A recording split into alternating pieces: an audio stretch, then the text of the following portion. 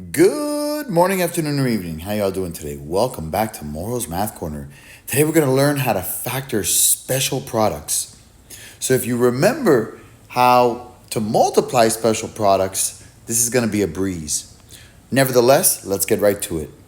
Perfect squares. Okay, my friends, if you can recognize that the first term is a perfect square, your last term is a perfect square, and the middle term is 2 times the square root of the first term times the square root of the second term, then it will always factor out to be a plus b squared. Same difference if it's a perfect square, but a difference.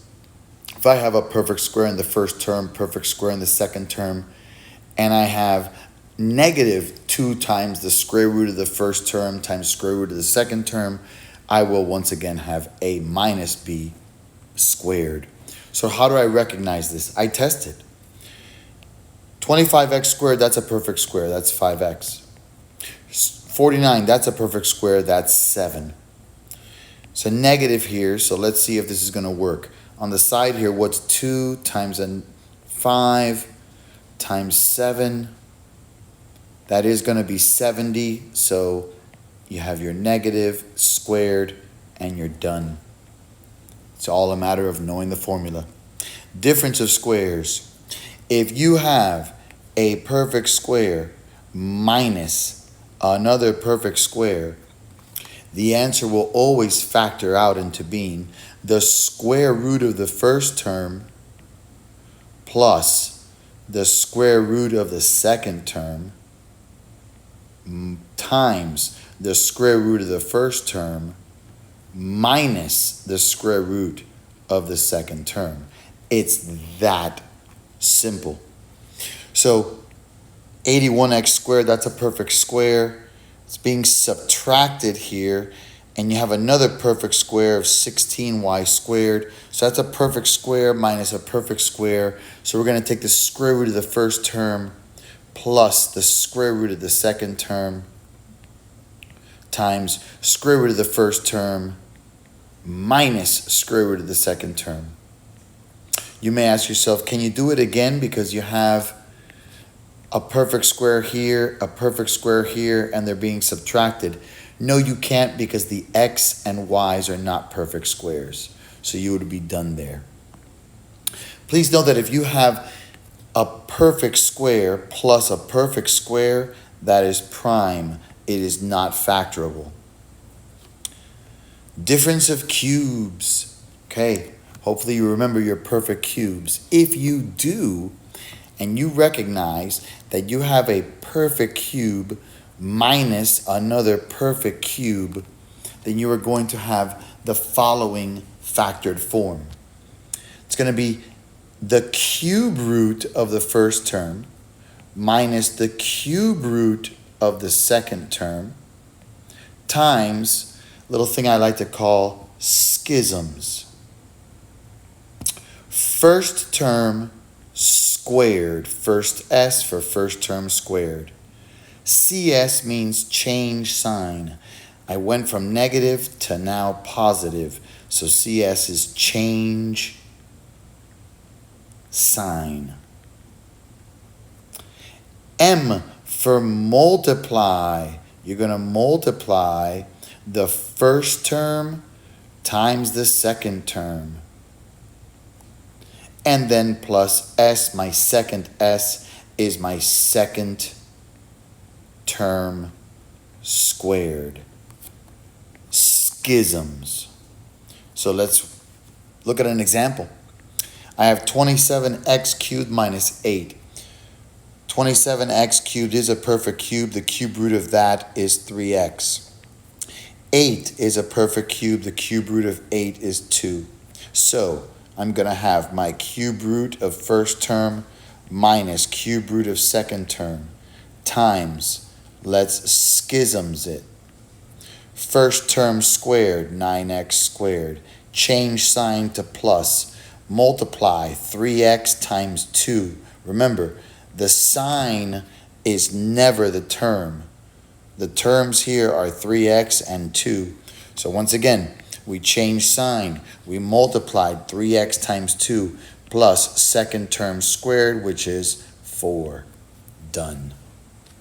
Sum of cubes is exactly the same, except we're starting with a different sign.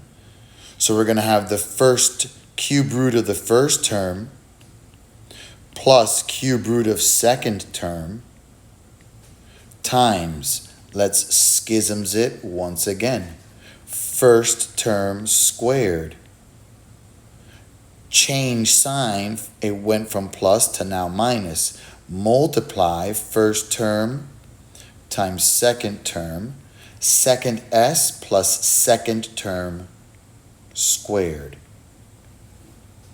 So the cube root of x is a perfect cube, 64 is a perfect cube, so let's factor this.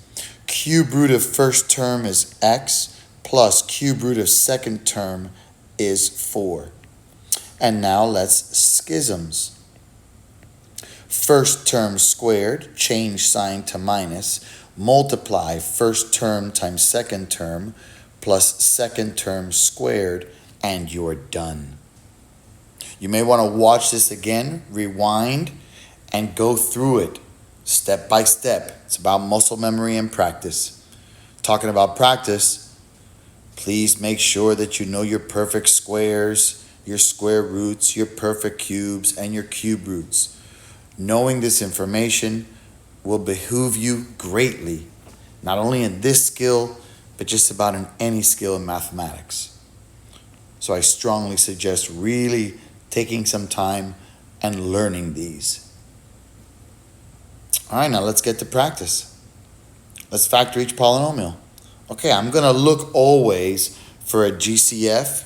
No GCF here. Second thing I'm going to look for, do I have a perfect square or do I have a difference of squares, because those are easy to factor. Well, that's a perfect square. 16 is a perfect square. So let's go ahead and do x. We have a 4. 2 times x times 4 is 8x. It's a positive. We're done. Okay, I have two terms here. It's either going to be prime if they're a sum of perfect squares or a difference of squares. So the square root of y squared is y, square root of 11. So square root of the first term plus square root of the second term times square root of the first term minus square root of the second term. Remember, the terms are these. The sign is never a term. It's not a term. It's just separating the terms. Okay, keep that in mind. Okay. We got over here 36x squared minus 60x plus 25. Well, 36x squared is a perfect square, and that is 6x. 25 is a perfect square, and that is 5. Does this meet the requirement? 2 times 6x times 5, that does equal 60x. There's a negative, so it's a perfect square with a negative in the middle. Okay, number 4, I've got a perfect square plus a perfect square, so that is prime. A sum of squares is always prime. It's not factorable. However, over here, we have a perfect cube plus another perfect cube. So we can factor this using the sum of cubes formula, which is the cube root of the first term plus cube root of the second term times first term squared, change sign, multiply plus second term squared, schisms. Okay, how about 8y cubed minus 27? We have now a difference of cubes. Cube root of the first term is 2y minus cube root of the second term is 3 times, let's schisms. First term squared, so 2y squared is 4y squared. Change sign from negative to positive. Multiply 2y times 3, which is 6y, plus second term squared. 3 squared is 9, and you are done. And now you know how to factor special case polynomials. Hope you learned a lot. Thank you for watching. Come back anytime now. Take care, y'all. Bye-bye.